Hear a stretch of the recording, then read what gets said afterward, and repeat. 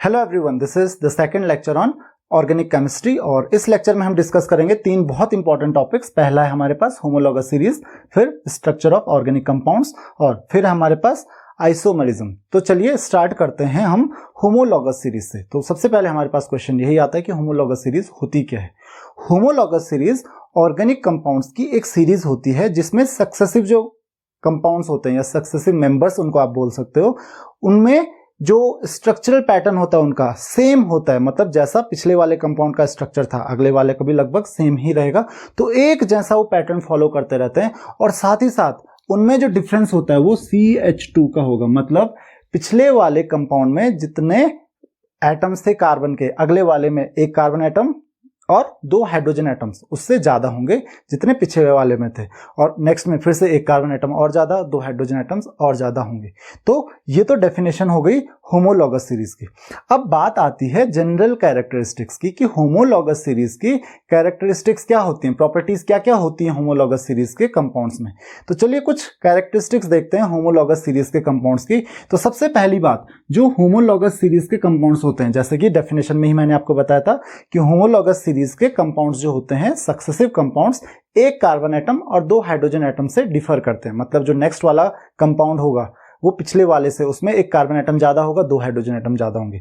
उससे नेक्स्ट वाला जो होगा उसमें भी पिछले वाले से एक कार्बन एटम दो हाइड्रोजन एटम ज्यादा होंगे एंड सो ऑन। ये चलता रहता है।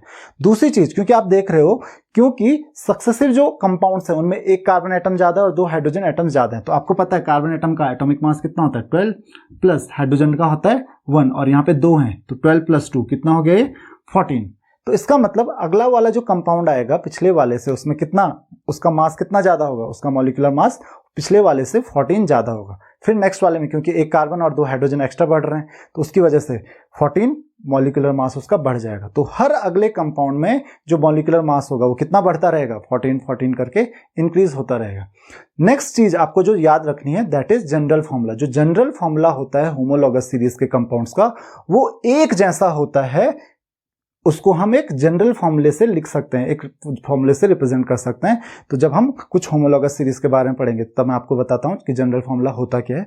नेक्स्ट आपके पास जो आता है, नेक्स्ट प्रॉपर्टी आपको जो ध्यान रखनी है, नेक्स्ट कैरेक्टरिस्टिक, कि जो कंपाउंड्स होते हैं होमोलॉगस सीरीज के उनकी फिजिकल एंड केमिकल प्रॉपर्टीज एक जैसी होती हैं, काफी सिमिलर होती हैं।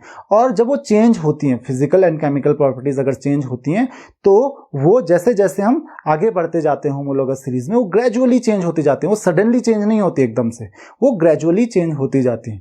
तो एक में जैसे फॉर एग्जांपल पहला कंपाउंड बहुत ज्यादा रिएक्टिव है, दूसरा उससे थोड़ा सा कम रिएक्टिव होगा, तीसरा वाला उससे थोड़ा सा और कम रिएक्टिव होगा। तो ग्रेजुअली चेंज होती जाती है, वो एकदम से चेंज नहीं होती है, एब्रप्टली वो चेंज नहीं होती है। तो ये सारी प्रॉपर्टीज हैं किसकी, होमोलॉगस सीरीज के कंपाउंड्स की। अब हम आ जाते हैं सिग्निफिकेंस, मतलब कि ये होमोलॉगस सीरीज हम पढ़ क्यों रहे। तो दो बहुत इंपॉर्टेंट पॉइंट्स जो आपको ध्यान रखने हैं। पहली चीज कि इससे जो हमारी स्टडी होती है कंपाउंड्स की वो बहुत इजी हो जाती है, क्योंकि होमोलॉगस सीरीज में जितने भी कंपाउंड्स आते हैं उनकी प्रॉपर्टीज क्या होती हैं, ऑलमोस्ट सिमिलर होती हैं। तो अगर आप होमोलॉगस सीरीज के, मतलब एक सीरीज के जितने भी कंपाउंड्स हैं आप उनको एक साथ पढ़ सकते हो। तो एक एक करके आपको अलग अलग कंपाउंड्स की स्टडी नहीं करनी पड़ेगी। अब क्या करना पड़ेगा, जस्ट होमोलॉगस सीरीज के, उस होमोलॉगस सीरीज में जितने भी कंपाउंड्स होते हैं उनको एक कैटेगरी में रख दो और उनकी एक प्रॉपर्टीज में मैंने आपको बताया था कि ग्रेजुअली हल्की हल्की चेंज होती रहती हैं, उनके बारे में स्टडी करते रहो। तो इस तरीके से आपको स्टडी करने में बहुत इजी रहेगा। और दूसरा मैंने बताया कि स्टडी जब इजी हो जाती है तो जैसे मैंने बताया कि ग्रेजुअल चेंज होता रहता है, तो इसकी वजह से आप कंपाउंड्स जो होते हैं उनके बिहेवियर को भी क्या कर सकते हो, प्रिडिक्ट कर सकते हो कि आपको पता है ग्रेजुअल चेंज हो रहा है, पिछले कंपाउंड ने ऐसा बिहेव किया था तो अगला वाला जो कंपाउंड होगा वो केमिकली थोड़ा सा कम या ज्यादा इस तरीके से बिहेव करेगा। तो आप कंपाउंड्स की प्रॉपर्टीज को भी प्रिडिक्ट कर सकते हो। तो ये तो इंपॉर्टेंस हो गई, ये सिग्निफिकेंस हो गई किसकी, होमोलॉगस सीरीज की। चलिए नेक्स्ट टॉपिक पे पहुंचते हैं, that is homologous series of hydrocarbons. तो सबसे पहले आपको ये पता होगा कि हाइड्रोकार्बन्स क्या होते हैं, वो हम पिछले लेक्चर में ऑलरेडी डिस्कस कर चुके हैं। हाइड्रोकार्बन्स क्या होते हैं, हाइड्रोकार्बन्स वो कंपाउंड्स होते हैं जिनमें केवल कार्बन और हाइड्रोजन एटम्स होते हैं, उसके अलावा कोई भी एटम्स नहीं होते हैं। तो हाइड्रोकार्बन्स आप ध्यान रखिए, अगर मैं होमोलॉगस सीरीज की बात करता हूं हाइड्रोकार्बन्स की, तो इसमें तीन होमोलॉगस सीरीज आती हैं। पहली सीरीज को हम कहते हैं एल्केन्स, दूसरी सीरीज को हम कहते हैं एल्कीन्स और तीसरी सीरीज को हम कहते हैं एल्काइंस। ध्यान रखना एल्केन ये है सैचुरेटेड कंपाउंड्स की series, alkenes and alkynes, alkanes तो सैचुरेटेड हो गए और ये एल्कीन्स और एल्काइंस दोनों के दोनों क्या होते हैं, अनसैचुरेटेड। आपको इस चीज का ध्यान रखना है, चाहे आप इसकी बात करो चाहे इसकी बात करो, ये दोनों क्या होते हैं, अनसैचुरेटेड। अब मैंने आपको बताया था कि जनरल फॉर्मूला सेम होता है। जनरल फॉर्मूला मैं एल्केन्स का जनरल फॉर्मूला कैसे रिप्रेजेंट कर सकता हूं, CnH2n+2। अब ध्यान रखिए क्योंकि आपको मैंने बताया था सैचुरेटेड हाइड्रोकार्बन्स क्या होते हैं। सैचुरेटेड हाइड्रोकार्बन्स वो हाइड्रोकार्बन्स होते हैं जिनमें कार्बन एटम्स के बीच में केवल और केवल सिंगल बॉन्ड्स बनते हैं, डबल या फिर ट्रिपल बॉन्ड्स नहीं बनते हैं वहां पे। और अगर डबल बॉन्ड्स या ट्रिपल बॉन्ड्स बनते हैं तो उनको हम कहते हैं अनसैचुरेटेड। अब ये अनसैचुरेटेड हाइड्रोकार्बन्स भी दो कैटेगरी में आते हैं, एक को हम कहते हैं एल्कीन्स। तो एल्कीन्स वो अनसैचुरेटेड हाइड्रोकार्बन्स होते हैं जिनमें कार्बन कार्बन एटम्स के बीच में डबल बॉन्ड्स बनते हैं। क्या बनते हैं, डबल बॉन्ड्स, ट्रिपल नहीं। और अगर कार्बन कार्बन एटम्स के बीच में ट्रिपल बॉन्ड्स बनते हैं तो उनको हम कहते हैं एल्कीन्स। तो ध्यान रखिए यहाँ पे कार्बन एटम्स के बीच में अगर बॉन्ड्स बनेंगे तो केवल सिंगल बॉन्ड्स बनेंगे, यहाँ पे डबल बॉन्ड्स बनेंगे। तो सारे कार्बन एटम्स के बीच नहीं, सिर्फ अगर केवल किन्हीं दो कार्बन एटम्स के बीच में भी डबल बॉन्ड बन गया तो उसको हम एल्कीन नाम रख देंगे। ठीक है, जरूरी नहीं है कि सारे कार्बन एटम्स के बीच में डबल बॉन्ड बने। तो इसमें आपको यह ध्यान रखना है कि कोई भी दो कार्बन एटम्स के बीच में अगर डबल बॉन्ड फॉर्म हो गया तो वो एल्कीन्स की कैटेगरी में आ जाता है। बाकी चाहे सारे कार्बन एटम के बीच में सिंगल बॉन्ड ही बन रहा, और अगर एक भी कार्बन एटम के बीच में किन्हीं भी दो कार्बन एटम्स के बीच में अगर ट्रिपल बॉन्ड बन रहा है तो वो एल्काइंस की कैटेगरी में आ जाता है। तो इसका जो जनरल फॉर्मूला होता है दैट इज CnH2n, और इसका जो जनरल फॉर्मूला होता है CnH2n-2। यहां पे जो n है, n इस केस में n की अगर बात करें तो इस केस में n 1 2 3 4 कुछ भी हो सकता है, लेकिन इन दोनों केसेस की बात करें तो इसमें n की जो वैल्यू होगी वो होगी 2 3 4, इसमें 1 नहीं हो सकती। अब क्वेश्चन आता है 1 क्यों नहीं हो सकती, क्योंकि मैंने क्या कहा था अभी कि कार्बन एटम्स के बीच में जहां पे डबल बॉन्ड्स बनते हैं उनको एल्कीन्स कहते हैं, और कार्बन कार्बन एटम्स के बीच में ट्रिपल बॉन्ड्स बनते हैं एल्काइंस कहते हैं उनको। अब कार्बन एटम्स के बीच में डबल बॉन्ड बनने के लिए दो कार्बन एटम्स का तो होना जरूरी है, वरना एक कार्बन एटम किसके साथ डबल बॉन्ड बनाएगा।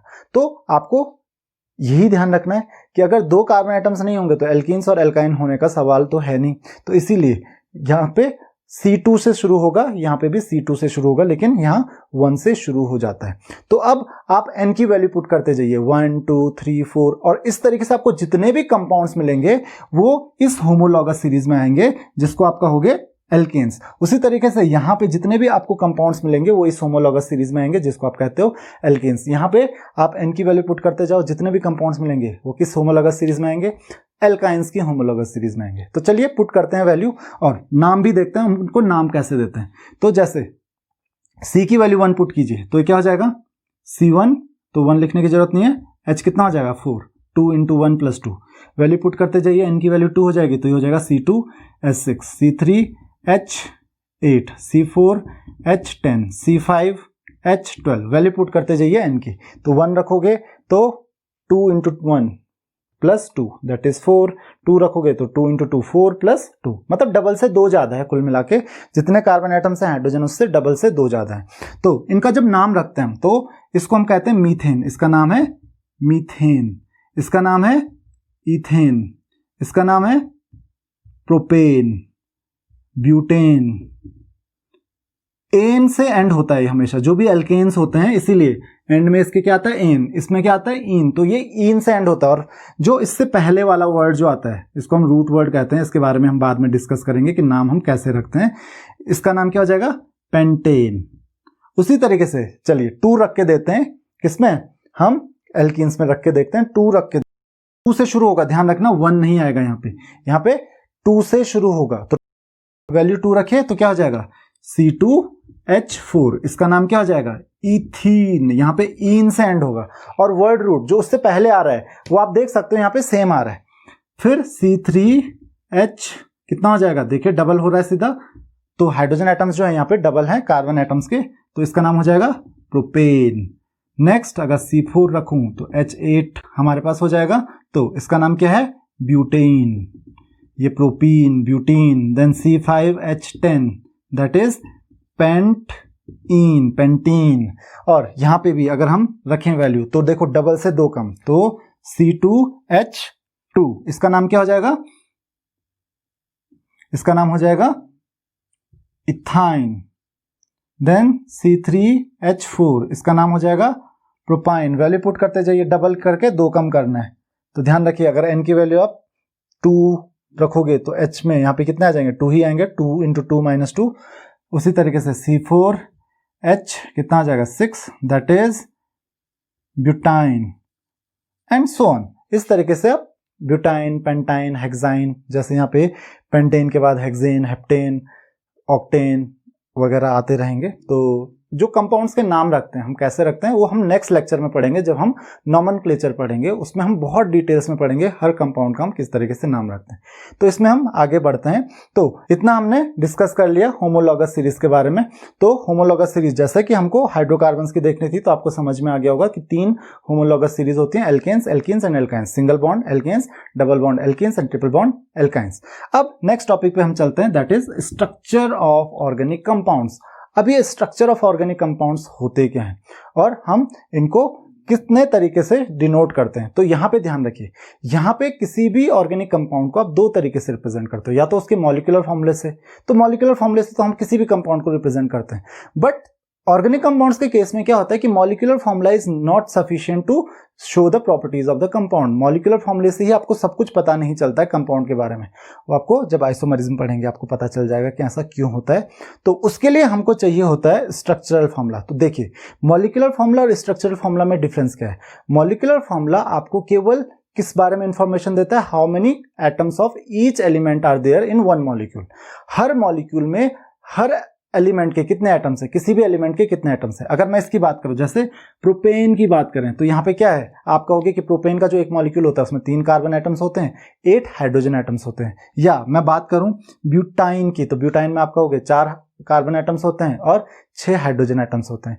तो यहाँ पे आपको नंबर ऑफ एटम्स पता चल जाएगा, लेकिन आपको ये नहीं पता चलेगा कि उनके बीच में बॉन्ड कैसे बन रहा है, कौन कौन किस किस से अटैच हो रहा है, कैसे अटैच हो रहा है। तो इसके लिए हमको जरूरत पड़ती है स्ट्रक्चरल फॉर्मूला की। तो मॉलिक्यूलर फॉर्मूला तो आप पहले से ही जानते हो कि होता क्या है, हम बात करेंगे अब स्ट्रक्चरल फॉर्मूला की। तो स्ट्रक्चरल फॉर्मूला जो होते हैं हमारे पास 2 तरीके के होते हैं।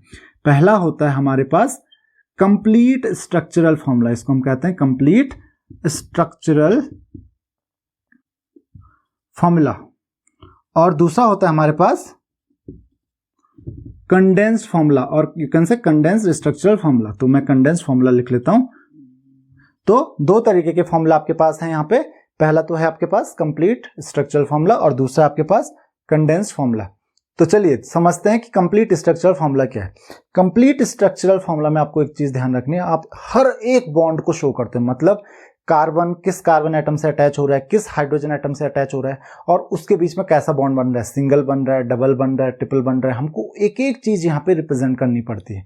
और आपको पता है सिंगल बॉन्ड को आप शो करोगे 1 डैश से ऐसे, और डबल बॉन्ड को आप डबल डैश से शो करोगे इस तरीके से, ट्रिपल बॉन्ड को आप ट्रिपल डैश से शो करोगे इस तरीके से। तो बस आपको इस तरीके से कंपाउंड्स को शो करना है।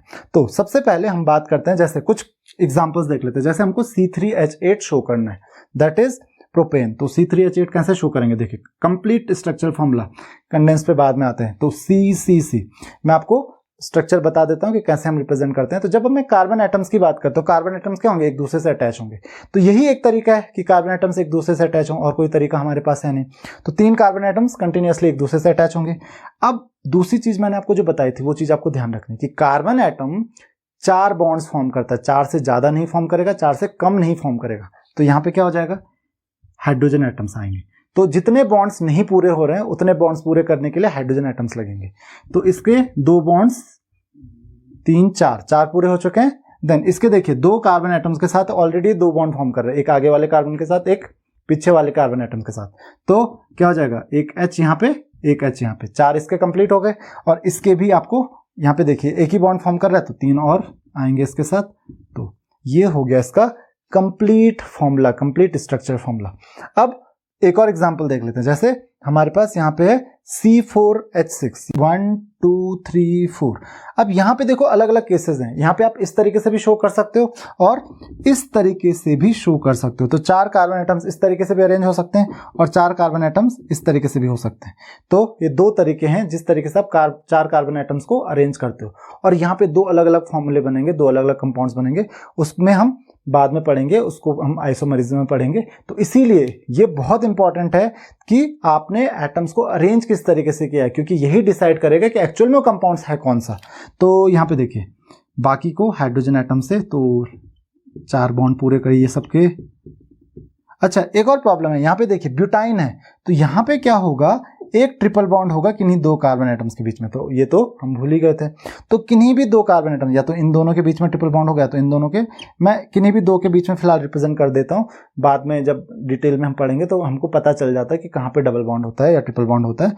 तो बाकियों के बॉन्ड्स पूरे कीजिए। देखिए इस कार्बन एटम के ऑलरेडी 4 बॉन्ड पूरे हो चुके हैं, क्योंकि ट्रिपल बॉन्ड तो इसके साथ फॉर्म कर रहा है और 1 बॉन्ड है, तो उसके ऑलरेडी 4 बॉन्ड्स पूरे हो चुके हैं, और इसके 3 बॉन्ड ऑलरेडी पूरे हो चुके हैं। तो यहाँ पे ये आ गया आपके पास कंप्लीट स्ट्रक्चरल फॉर्मूला इसका। तो नेक्स्ट है आपके पास कंडेंस फॉर्मूला। तो कंडेंस फॉर्मूला देखिए, कंडेंस फॉर्मूले में हम क्या करते हैं, सिंगल बॉन्ड्स को नहीं रिप्रेजेंट करते हैं, डबल या ट्रिपल बॉन्ड्स को ही रिप्रेजेंट करते हैं।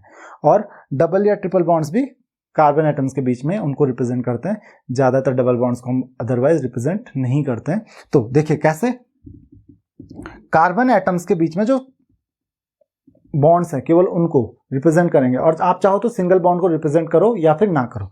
तो यहाँ पे देखिए बाकियों को तो रिप्रेजेंट करना ही नहीं है, इन बॉन्ड्स को रिप्रेजेंट करना नहीं है, तो फिर इनका क्या करेंगे, तो इसको हम लिख लेते हैं। देखिए यहाँ पे क्या होता है, कार्बन एटम के साथ 3 हाइड्रोजन एटम्स अटैच्ड हैं। तो क्या हो जाता है, कार्बन एटम्स के साथ अगर 3 हाइड्रोजन एटम्स हैं तो आप लिख सकते हो इसको CH3, राइट। अब एक सिंगल बॉन्ड, आप चाहो तो इस सिंगल बॉन्ड को भी ना रिप्रेजेंट करो, और इस कार्बन एटम के साथ 2 हाइड्रोजन एटम, तो आप लिखोगे CH2 देन CH3, राइट। अब आपको एक चीज ध्यान रखनी है, देखिए मैंने आपको कहा था कि जो कार्बन एटम्स होते हैं, हम अगर एल्केन्स की बात करें, एल्केन्स एल्काइंस के बारे में बाद में बात करेंगे, अगर हम एल्केन्स की बात करें तो आपको पता है कि अगर चेन बन रही है कार्बन एटम्स की, तो जो बीच में कार्बन एटम्स होंगे वो एक बॉन्ड आगे से कार्बन एटम के साथ इसके साथ फॉर्म करेगा, एक पीछे वाले के साथ फॉर्म करेगा। तो 2 बॉन्ड तो इसके ऑलरेडी फॉर्म हो रहे हैं, तो 2 बॉन्ड और चाहिए इसको, मतलब 2 हाइड्रोजन एटम्स लगेंगे। लेकिन जो एंड्स पे होते हैं, एक इस कोने पे एक दूसरे कोने पे, जो कोनों पे होते हैं, जो कॉर्नर्स पे होते हैं, एंड्स पे होते हैं कार्बन एटम, उनको क्या होगा, क्योंकि वो एक ही कार्बन एटम के साथ अटैच हो रहे हैं, तो एक बॉन्ड तो वहां फॉर्म कर रहे हैं, तो बाकी के 3 बॉन्ड्स कहां से आएंगे, बाकी के 3 हाइड्रोजन आएंगे। तो इसीलिए आप देखोगे कि जो कॉर्नर्स पे होंगे उन पे 3 हाइड्रोजन होते हैं, और जो बीच में होता है उस पे 2 हाइड्रोजन एटम्स होते हैं। लेकिन कैलकुलेशन ध्यान रखना, 4 बॉन्ड्स पूरे करने, तो आपको बस यही ध्यान रखना है कि आपको 4 बॉन्ड पूरे करने किसी भी तरीके से। यहाँ पे देखिए जैसे ट्रिपल बॉन्ड यहाँ पे आ गया, तो यहाँ पे फिर वो कैलकुलेशन खत्म हो जाएगी। यहाँ पे आपको ध्यान रखना है कि triple bond, 3 bonds already form हो रहे हैं, तो इसको केवल एक हाइड्रोजन एटम की जरूरत पड़ेगी, ये ट्रिपल बॉन्ड फॉर्म कर रहा है, और पीछे दूसरे कार्बन एटम के साथ सिंगल बॉन्ड, तो इसके 4 बॉन्ड्स ऑलरेडी पूरे हैं, तो इसको हाइड्रोजन की जरूरत नहीं है। तो आपको इसका ध्यान रखना जरूरी है कि आप कैसे फॉर्मूला लिखोगे। तो इसको आप लिख सकते हो CH3, देन आप चाहो तो सिंगल बॉन्ड शो करो, चाहो तो ना करो, तो आप चाहो तो ऐसे शो करो या ना करो। तो ये हो जाएगा CH3 देन CH2, देन यहाँ पे हो जाएगा C, और इस ट्रिपल बॉन्ड को शो करना जरूरी है, तो C ट्रिपल बॉन्ड CH। तो ये हो गया इसका कंडेंस्ड स्ट्रक्चर। अब देखिए 2 तरीके के स्ट्रक्चर हैं, कंप्लीट और कंडेंस्ड फॉर्मूला। देखिए कंप्लीट फॉर्मूला में क्या है, आप देख ही रहे हो कि बहुत बड़ा फॉर्मूला हो जाता है, और इसको अगर बार बार आपको लिखना पड़े, जैसे रिएक्शंस में तो रिएक्शन होते हैं कंपाउंड के, उसमें आपको कंडेंस्ड फॉर्मूला की जगह कंप्लीट फॉर्मूला लिखना पड़े, तो वो बहुत ज़्यादा इनकन्वीनियंट होता है हमारे लिए, बहुत ज़्यादा टाइम कंज्यूमिंग भी होता है।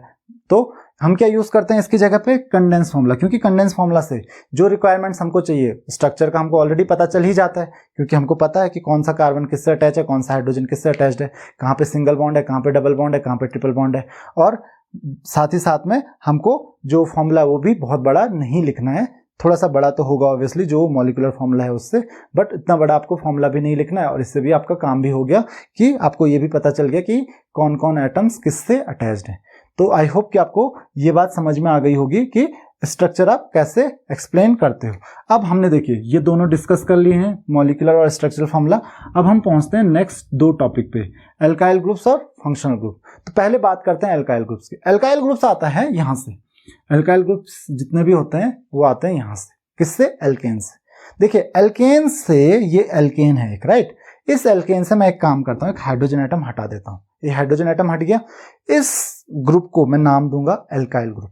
क्या नाम दूंगा मैं इसको, एल्काइल ग्रुप। तो अगर एक हाइड्रोजन एटम, मतलब ये 3 कार्बन एटम, 4 कार्बन एटम, कितने भी हो सकते हैं, तो इससे क्या करना है, एक हाइड्रोजन एटम कम करना है। तो इसका जो जनरल फॉर्मूला हो जाएगा, किसका, एल्काइल ग्रुप का जो जनरल फॉर्मूला होता है वो क्या हो जाएगा, वो हो जाएगा CnH2n+1। एक हाइड्रोजन एटम, यहाँ पे 2n+2 था, एक कम कर दो तो कितना रह जाएगा, वो रह जाएगा 2n+1।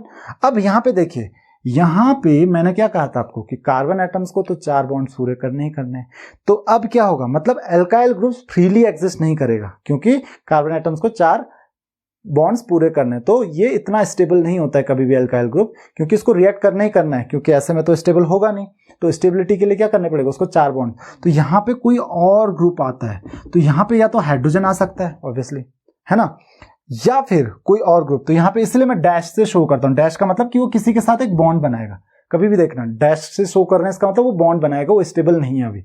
तो उनको हम कहते हैं या तो हाइड्रोजन आएगा या तो कुछ और चीज आएगी, जिनको आप कहते हो फंक्शनल ग्रुप्स। तो जरा फंक्शनल ग्रुप्स को डिटेल में समझते हैं। What are functional groups? तो देखिए, जैसे हमारे पास एल्काइल ग्रुप होता है वैसे हमारे पास, अगर यहाँ पे एल्काइल ग्रुप पे अगर आप फंक्शनल ग्रुप अटैच कर दो, तो फंक्शनल ग्रुप एक ऐसा ग्रुप होता है जो किसी भी केमिकल कंपाउंड की, किसी भी ऑर्गेनिक कंपाउंड की प्रॉपर्टीज को डिटरमाइन करता है। क्योंकि जो फंक्शनल ग्रुप होता है, इसकी वजह से उसकी रिएक्टिविटी चेंज हो जाती है। उसकी जो भी रिएक्टिविटी होती है वो डिपेंड करती है उस फंक्शनल ग्रुप पे।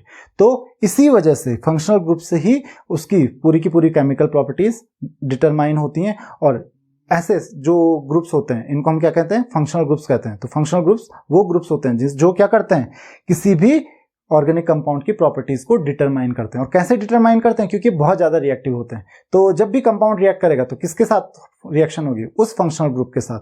तो कोई भी कंपाउंड दूसरा कंपाउंड अगर उसके साथ रिएक्ट करेगा तो सीधा किस पे अटैच होगा या किसके साथ रिएक्ट करेगा, डायरेक्ट फंक्शनल ग्रुप के साथ। तो इसीलिए फंक्शनल ग्रुप ही प्रॉपर्टीज डिटरमाइन करता है। कुछ एग्जांपल्स देख लेते हैं फंक्शनल ग्रुप की। फॉर एग्जांपल जैसे हमारे पास है अल्कोहल, वैसे बहुत सारे फंक्शनल ग्रुप्स होते हैं, बट हम यहाँ पे कुछ इंपॉर्टेंट फंक्शनल ग्रुप्स ही यूज करेंगे, क्योंकि हमारे पास 10th क्लास में कंप्लीट ऑर्गेनिक केमिस्ट्री है नहीं। क्योंकि अगर कंप्लीट ऑर्गेनिक केमिस्ट्री की बात करें तो उस पर अलग एक बुक बन जाएगी, तो हमको बहुत थोड़ी सी चीजें पढ़नी है और वो भी डिटेल्स में नहीं पढ़नी है। तो थोड़ा थोड़ा हमको पढ़ना है, तो इसीलिए हम इस समय ज्यादा नहीं पढ़ेंगे चीजें, हम वही चीजें पढ़ेंगे जो हमारे लिए इंपॉर्टेंट है। जैसे अल्कोहल की बात की मैंने, तो अल्कोहल जो होता है OH, तो ये ऑक्सीजन जो होगा यहाँ पे अगर OH अटैच हो गया तो इसको मैं अल्कोहल बना दूंगा, तो ये बन जाएगा अल्कोहल। उसी तरीके से दूसरा होता है हमारे पास एल्डिहाइड। तो एल्डिहाइड क्या होता है, कार्बन, कार्बन के साथ डबल बॉन्ड देन H। उसी तरीके से होता है हमारे पास कीटोन। तो कीटोन में क्या होता है, कार्बन के साथ डबल बॉन्ड, इधर भी इधर भी, इसके दोनों तरफ कार्बन होंगे। इस तरफ भी कार्बन एटम अटैच होता है, इस तरफ भी कार्बन एटम अटैच होता है। तो इस चीज पे ध्यान रखना। देखिए यहाँ पे भी और यहाँ पे देखिए दोनों सेम लग रहे हैं, राइट। लेकिन अगर एक तरफ हाइड्रोजन आ गया और दूसरी तरफ कुछ भी आए उससे कोई फर्क नहीं पड़ता, राइट। तो अगर एक तरफ हाइड्रोजन आ गया और दूसरी तरफ कार्बन आए चाहे हाइड्रोजन आए, दोनों में से कोई आना चाहिए। हम तो अगर इन दोनों में से कोई भी आ गया तो उसका नाम क्या हो जाएगा, एल्डिहाइड रहेगा। लेकिन अगर इसमें दोनों तरफ क्योंकि अगर एक भी तरफ हाइड्रोजन आ गया, इस तरफ या इस तरफ, तो ये तो एल्डिहाइड बन जाएगा। तो दोनों तरफ के आते हैं कीटोन्स में कार्बन एटम, तो C डबल बॉन्ड ओके, दोनों तरफ कार्बन एटम्स। तो ये छोटा सा डिफरेंस होता है एल्डिहाइड्स और कीटोन्स में। उसी तरीके से और भी हमारे पास जैसे कार्बोक्सिलिक एसिड। तो कार्बोक्सिलिक एसिड का फॉर्मूला क्या होता है, C डबल बॉन्ड O और इधर होता है OH, और इधर एल्काइल ग्रुप अटैच होता है। तो यहाँ पे ध्यान रखना, कीटोन में दोनों तरफ एल्काइल ग्रुप्स अटैच्ड होंगे, एल्डिहाइड में केवल एक ही तरफ एल्काइल ग्रुप अटैच होगा। अच्छा, अब बात करते हैं हम कुछ और की, जैसे ईथर। ईथर में क्या होता है, ईथर में ऑक्सीजन एटम होता है, ऑक्सीजन एटम के दोनों तरफ क्या होता है, एल्काइल ग्रुप अटैच होता है। तो आई होप कि आपको ये बात समझ में आ गई होगी कि कैसे हम डिफरेंट टाइप ऑफ कंपाउंड्स को डिटरमाइन करते हैं। वैसे एक और होता है जैसे एस्टर। तो एस्टर क्या होता है, C डबल बॉन्ड O, इधर भी O, और बाकी दोनों तरफ क्या होते हैं, इस तरफ भी एल्काइल ग्रुप, इसको हम R से डिनोट करते हैं जनरली। तो यहाँ पे R से, अगर इधर भी आप R लिख दो, इधर आप R लिख दो, R डैश, R या R डैश से डिनोट करते हैं। तो इस तरीके से आप एल्काइल ग्रुप्स, आपको पता है CnH2n+1, तो इस तरीके से आप इन एल्काइल ग्रुप्स और फंक्शनल ग्रुप्स की हेल्प से अलग अलग कंपाउंड्स फॉर्म कर सकते हो। तो आई होप कि आपको ये बात समझ में आ गई होगी। अब हम नेक्स्ट टॉपिक पे पहुंचते हैं, दैट इज आइसोमरिज्म। तो सबसे पहले आपके पास क्वेश्चन यही आता है कि आइसोमरिज्म का मतलब होता क्या है। तो आइसोमरिज्म को पहले समझ लेते हैं। आइसोमरिज्म एक ऐसा फिनोमिनन होता है जिसमें 2 या 2 से ज्यादा कंपाउंड्स का सेम मॉलिक्यूलर फॉर्मूला हो सकता है, लेकिन उनकी obviously physical and chemical properties different होंगी। और ऐसे कंपाउंड्स को हम कहते हैं आइसोमर्स। ऐसे कंपाउंड्स को हम कहते हैं आइसोमर्स। तो ध्यान रखिए, isomerism is a phenomenon in which 2 or more compounds can have same molecular formula but different physical and chemical properties. तो प्रॉपर्टीज डिफरेंट होंगी, फॉर्मूला सेम रहेगा।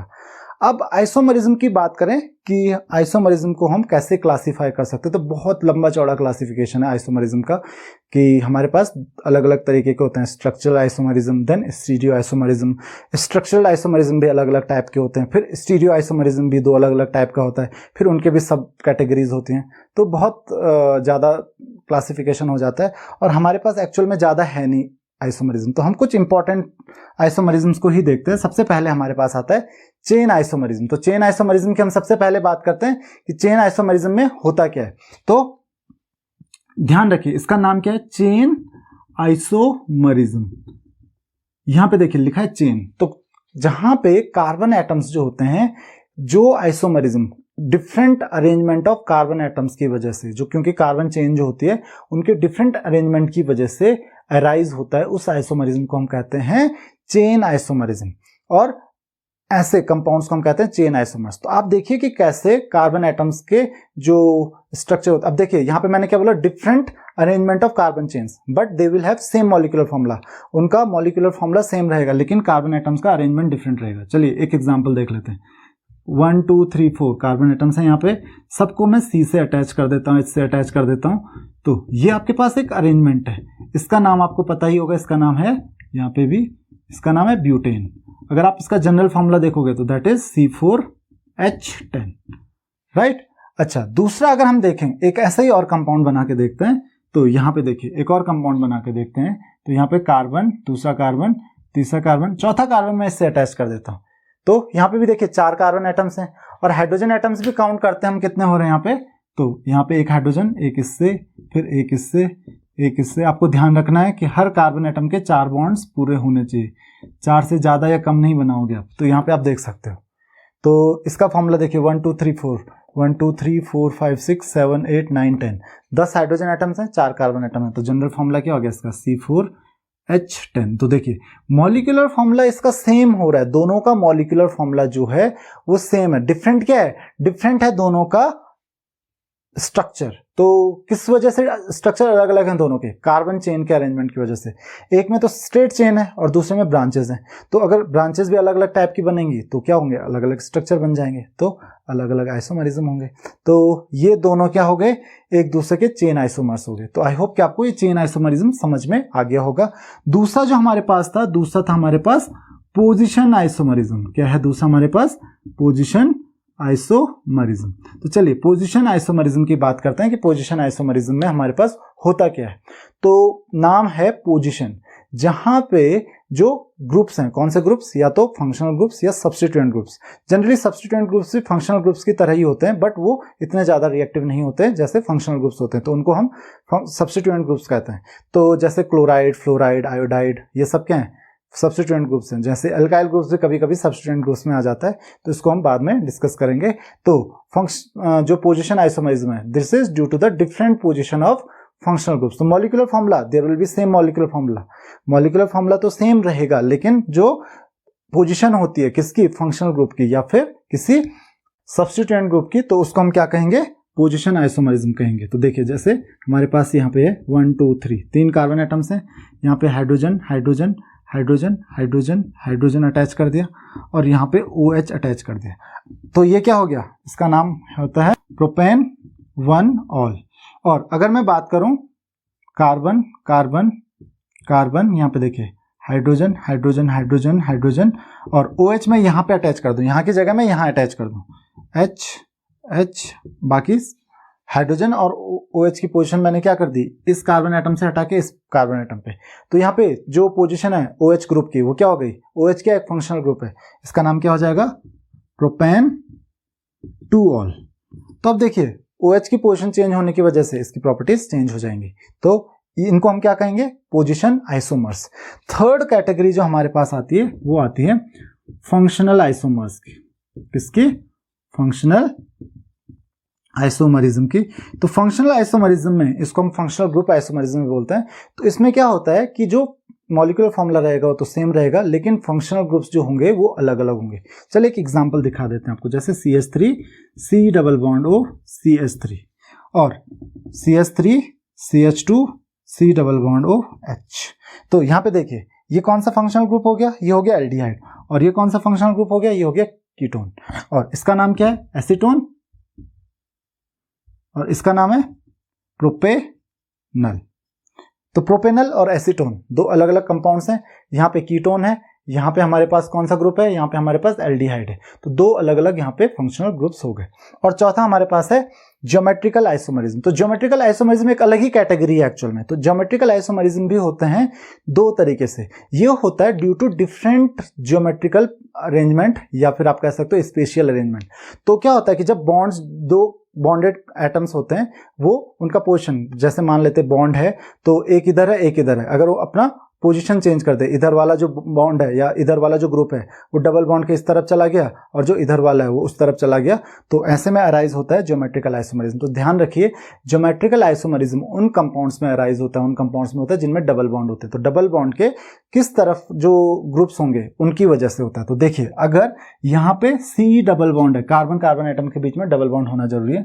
मान लेते हैं यहाँ पे CH3 है और इधर H है, इधर भी CH3 है, इधर H है। अब मैं एक काम करता हूँ, carbon double bond carbon CH3H, और दूसरी जगह मैं एक काम करता हूँ, H को मैं ऊपर लिख लेता हूँ और CH3 को नीचे लिख लेता हूँ। अब यहाँ पे देखिए, फॉर्मूला तो सेम है दोनों का, मॉलिक्यूलर फॉर्मूला तो दोनों का सेम है, लेकिन क्या हुआ, CH3 और H क्या हो गए, एक दूसरे को इंटरचेंज कर दिया मैंने, तो उसकी वजह से दो अलग अलग आइसोमरिज्म अराइज हो गया। अब आप ध्यान दीजिए, जो आइसोमरिज्म होता है, अगर डबल बॉन्ड के, देखो ये डबल बॉन्ड है, डबल बॉन्ड के अगर एक ही तरफ सिमिलर ग्रुप्स हैं, देखिए CH3 एक तरफ है, HH एक तरफ है डबल बॉन्ड के, तो उनको हम कहते हैं सिस आइसोमर। तो इसको मैं क्या कहूंगा, सिस आइसोमर। और अगर यहाँ पे दोनों अलग अलग तरफ हैं, तो आप देख सकते हो इस CH3 इधर वाला इस तरफ है और दूसरा वाला CH3 नीचे की तरफ है, और ये डबल बॉन्ड जो हाइड्रोजन है डबल बॉन्ड के नीचे तरफ है और दूसरा वाला हाइड्रोजन ऊपर की तरफ है। तो ऐसे आइसोमरिज्म को मैं कहता हूं ट्रांस आइसोमर। तो दो तरीके के आइसोमर्स इसमें मिलेंगे आपको, सिस और ट्रांस। तो ये था हमारे पास आइसोमरिज्म। अगर आपकी कोई भी क्वेरीज हैं तो आप मुझे कमेंट्स में क्वेश्चंस पूछ सकते हैं। Thank you very much.